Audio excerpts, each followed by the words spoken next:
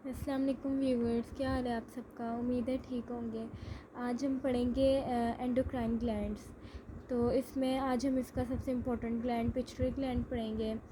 उससे सबसे पहले मैं आप लोग को बताऊं एंडोक्राइन ग्लैंड्स और एक्सोक्राइन ग्लैंड में डिफरेंस। तो अब हम रजिस्टर पे आ जाते हैं। एक्सोक्राइन ग्लैंड्स और एंडोक्राइन ग्लैंड्स की डिफरेंस से पहले आपको पता होना चाहिए ग्लैंड्स क्या होते हैं। ग्लैंड्स वो होते हैं ऐसे ग्रुप ऑफ सेल्स या ऑर्गन्स होते हैं जो सिक्रीशंस प्रोड्यूस करते हैं। तो ये इसकी मैंने इधर डेफिनेशन लिखी हुई है, आप नोट कर लें। और एक्सोक्राइन ग्लैंड और एंडोक्राइन ग्लैंड्स में डिफरेंस क्या होता है। एंडोक्राइन ग्लैंड सिक्रीशंस ऐड करते हैं ब्लड के अंदर, इनसाइड द ब्लड। आप एंडो और एक्सो से याद कर लें। और एक्सोक्राइन ग्लैंड्स होते हैं जो अपने सिक्रीशंस को ऐड करते हैं आउटसाइड द ब्लड।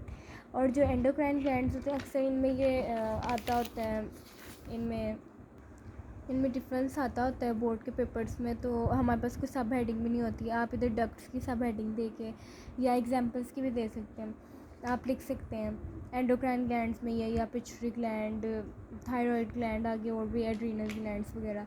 लेकिन और ये एक्सोक्राइन ग्लैंड्स में आप डाइजेस्टिव ग्लैंड्स और स्किन ग्लैंड्स वगैरह ये आपके ना साइड बॉक्स पे लिखा हुआ है ये 47 पेज पे। तो अब ये जो एंडोक्राइन ग्लैंड्स होते हैं ना, इनके पास डक्ट्स नहीं होती कोई अपने सिक्रीशंस को कंडक्ट करने के लिए। और जो एक्सोक्राइन ग्लैंड्स होते हैं इनके पास डक्ट्स होती हैं। अब आज इसका हम एंडोक्राइन ग्लैंड का सबसे इंपॉर्टेंट ग्लैंड पिट्यूटरी ग्लैंड पढ़ेंगे। ये पी शेप्ड ग्लैंड होता है, मतलब वो जो मटर होता है ना उसकी शेप की ग्लैंड होता है ये हमारे ब्रेन में होता है। और हाइपोथैलेमस जो हमारे ब्रेन का एक पार्ट है उसके साथ ये अटैच होता है। इसके दो लोब्स हैं, anterior lobe and posterior lobe. अब इसमें क्या कहते हैं, जो इसका एंटीरियर लोब है उसका सबसे इम्पॉर्टेंट ये जो हार्मोन सिक्रेट करता है वो है स्मेटोट्रोफिन। स्मेटोट्रोफिन एक ग्रोथ हार्मोन है। ये ग्रोथ प्रमोट करता है बॉडी की ना, ग्रोथ करवाता होता है। यहाँ बुक पे लिखा हुआ है इट प्रोड्यूस मैनी हार्मोन्स। ये स्मेटोट्रोफिन इसका मेन इंपॉर्टेंट हार्मोन है।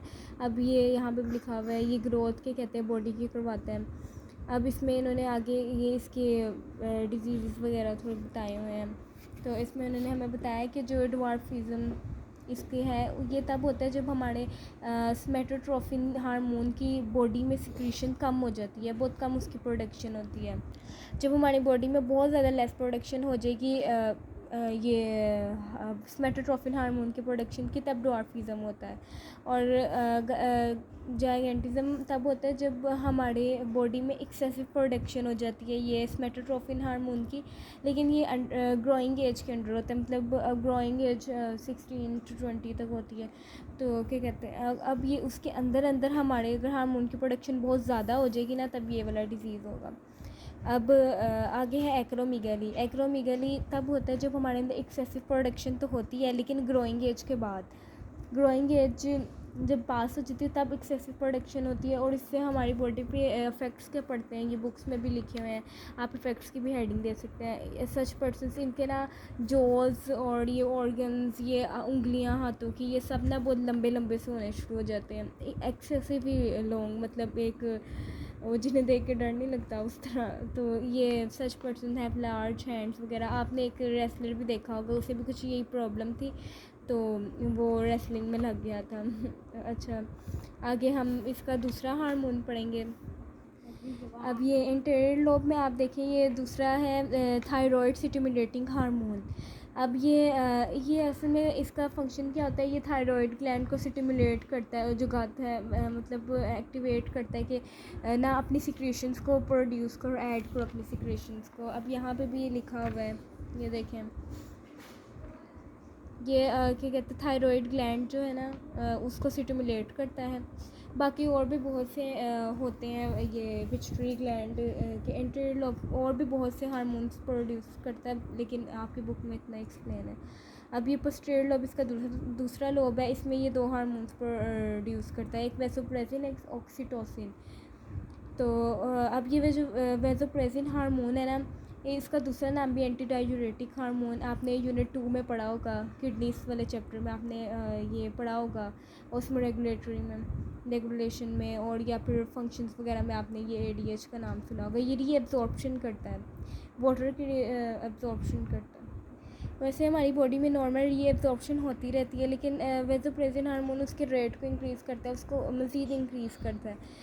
अब ये नेफ्रॉन से हमारी होती है, आप लोग ने स्ट्रक्चर ऑफ नेफ्रॉन भी पढ़ा होगा, उसका भी आएगा हमारा एक और वीडियो आएगी, उसमें आप वो भी ले सकते हैं, उसका भी लेक्चर। अब आपने आगे ये देखे ना, जब हमारे जैसे जब आप रोज़े की हालत में होते हैं तब आपकी बॉडी में वाटर का लेवल कम होता है, तो जब हमारे बॉडी में वाटर का लेवल कम होगा, बॉडी फ्लूइड्स मतलब ब्लड वगैरह, ठीक है, इनमें आपका वाटर कम होगा, तो ये पिट्यूटरी ग्लैंड सिक्रेट करेगा वेसोप्रेसिन हार्मोन, इसका पोस्टीरियर लोब सिक्रेट करेगा, तो ये पिट्यूटरी ग्लैंड रिलीज़ करेगा और इससे रीअब्जॉर्प्शन का रेट इंक्रीज़ होगा। इससे हमारी बॉडी ब्लड में, बॉडी फ्लूइड्स ब्लड वगैरह में पानी की कमी नहीं होगी, तो इससे डिहाइड्रेशन सेल वगैरह में हो जाती है और ज़्यादा डेथ वगैरह की तरफ केसेस जाते हैं, अक्सर गर्मियों में ऐसे बहुत होता है।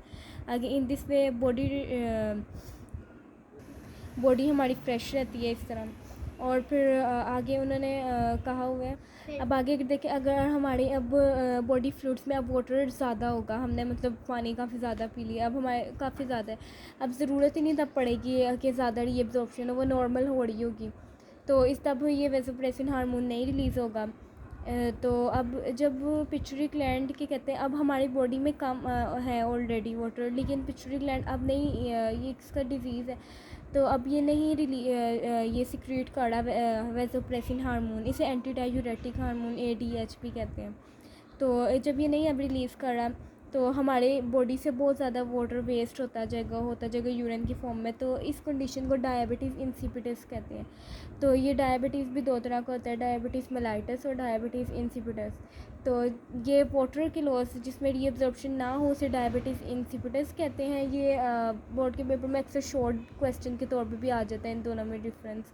और एक होता है डायबिटीज़ मेलाइटस, ये शुगर जिसे कहते हैं ना आम जुबान में, तो ये तब उस डिज़ीज़ को डायबिटीज़ मेलाइटस कहते हैं, ये इंसुलिन की कमी की वजह से होता है। तो ये अगर आप लोग को अच्छा लगा हो तो प्लीज़ सब्सक्राइब कर दें, और हमारी अच्छी अच्छी वीडियोस आएंगी अब तो, और लाइक भी कर देंगे, और सब्सक्राइब करके बेल आइकन भी दबा दिएगा ताकि आपके पास ना वीडियोस हमारी पहुंच जाएं। तो बाकी ये वेसोप्रेसिन हार्मोन इसका बहुत लाजमी होता है ना हमारी बॉडी में रिलीज़ होना। ये आपने ऑस्मो रेगुलेशन, आप हमारी वीडियो देखें, एक होगा osmo regulatory function in kidney, तो उसमें आपको मैंने इसका बताया होगा। ठीक है, अल्लाह हाफ़िज़।